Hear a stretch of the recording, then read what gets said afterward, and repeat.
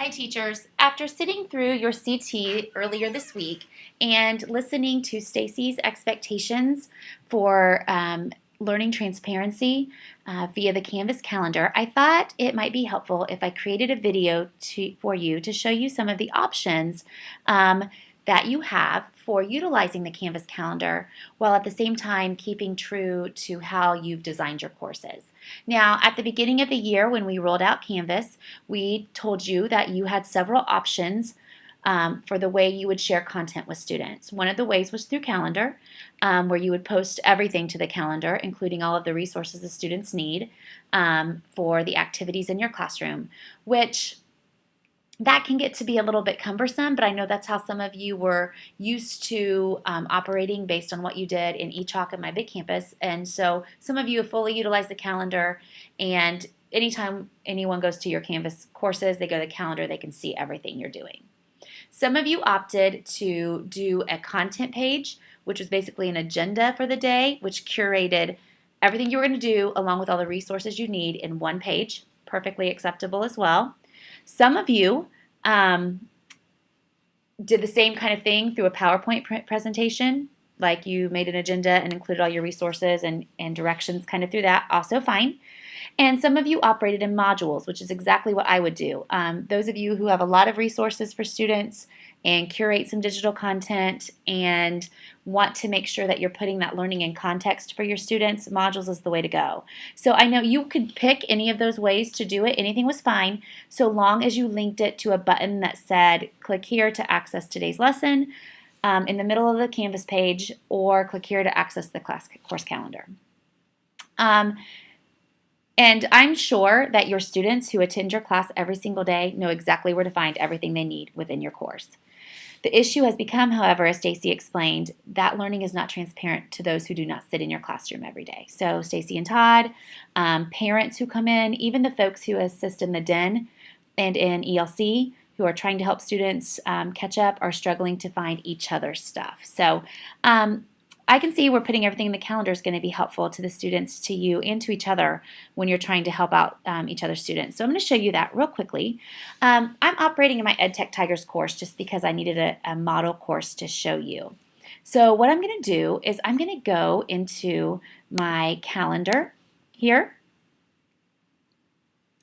And when I go in, you are going to see my calendar for my EdTech Tigers course. So here it all is. Don't have much on mine. I don't give a whole lot of assignments. You will see here are the assignments that I gave for our EdTech Tigers March Madness Challenge. All the Google activities, they're all there. I did not put them there. Did not put them on the calendar. I made assignments, and because there was a due date assessed to it, it automatically went to the calendar, which is fantastic. So you may have things on your calendar that are there because of their quizzes and tests or assignments that you have assigned. They're going to go there by default, which is great. But still, even if you're not giving an assignment for a day, you need to be able to let students know what you're covering. So what you can do is create a calendar event to do that. So I'm going to just double click on today's date, which is March 31st.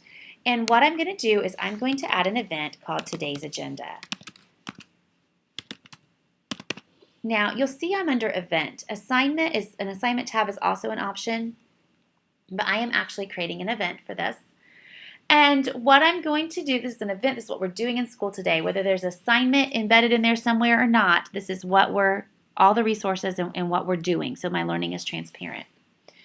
I'm going to leave the dates out because it's going to automatically put this on the 31st to show what we did. Remember, any assignment you give is going to post to the due date. So this is going to show what we did on this day. If you click on the More Options tab at the bottom, what it's going to do is give you a rich content editor for you to add some detail. So I'm going to say, click on the link below to access today's agenda. And then over to the side, you're going to notice you have links, files, and images.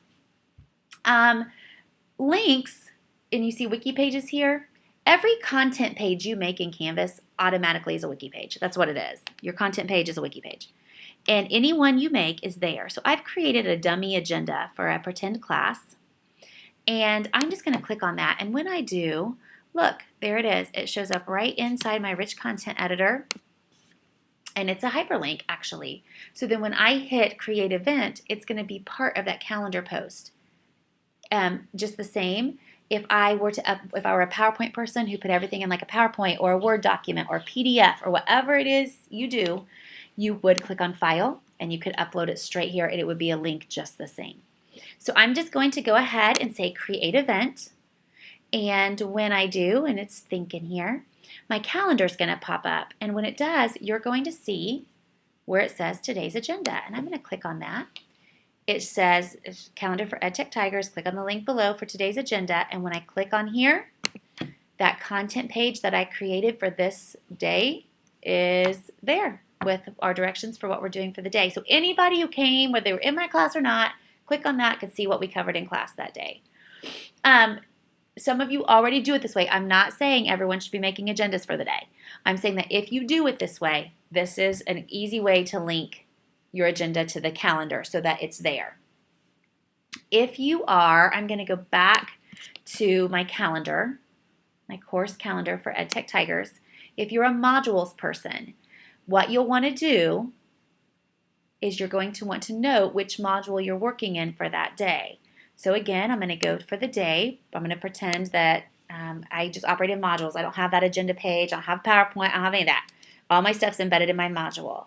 And I'm going to say visit the Wix website demo module. And I'm not going to put anything to it. I'm just going to say submit. And so when people would go to that, now you could link the module there, but really it just tells you where to go. So when I go back to that home page, if my students know that I work in modules or it says, click to go to the current module, if you go to the module page, it can be overwhelming because all the modules you're building for the year could still be accessible.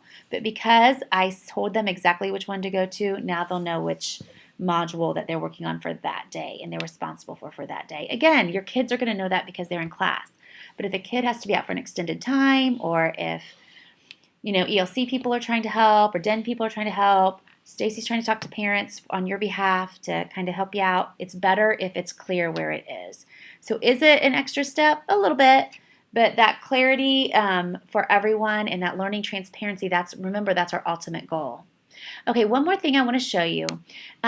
Remember I told you any assignment or quiz you create and assign out then will go on the calendar automatically based on the due date. But I know what a lot of you are thinking. You're thinking, what if I don't run digital assignments? What if I don't want my kids to submit anything through Canvas?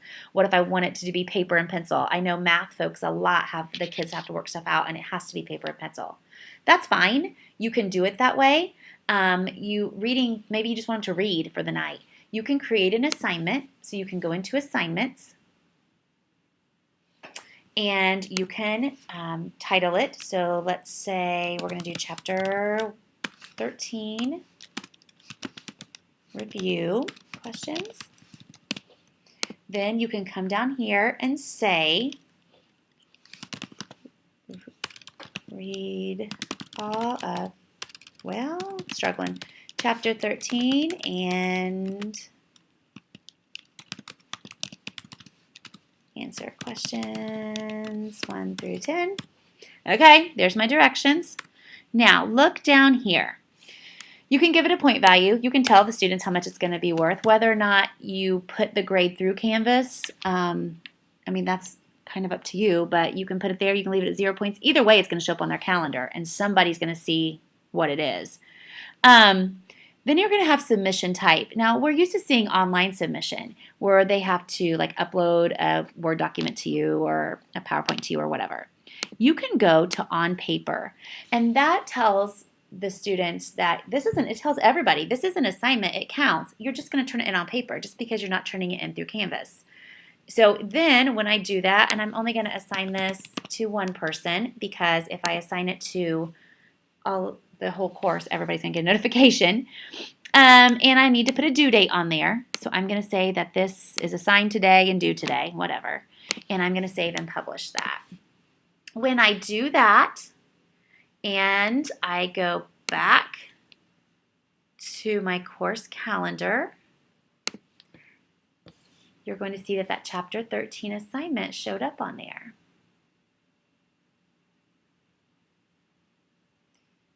Internet's running a bit slow here. Here we go. And there it is, Chapter 13 review. And it just kind of tells the students what they're supposed to do. So again, not trying to make extra work on you. I'm in no way saying that folks aren't doing it right. I'm saying that what you're doing that is right can easily be added to the calendar in a way that will help you meet the learning transparency requirements for your building that will work best for the high school students and for you. So if you have any other questions, I'm happy to help you. Just let me know. Thank you and have a great day.